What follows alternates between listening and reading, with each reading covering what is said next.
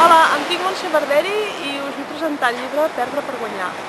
No us ha passat mai que heu estat mirant el telèfon moltes hores aviam si sonava, o heu anat a la cuina i heu menjat de més amb la nevera oberta, o heu fumat una cigarreta rere l'altra mirant per la finestra i després heu anat a la vostra biblioteca, heu agafat un llibre i aquell llibre no parlava exactament del que us passava.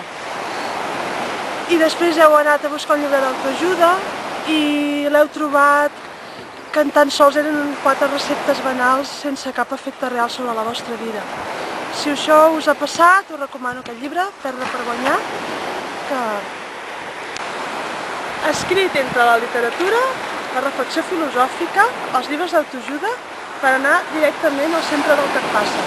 Espero que puguem seguir compartint aquestes experiències que ens afecten en el blog que ara obrim de Perdre per guanyar. Us espero.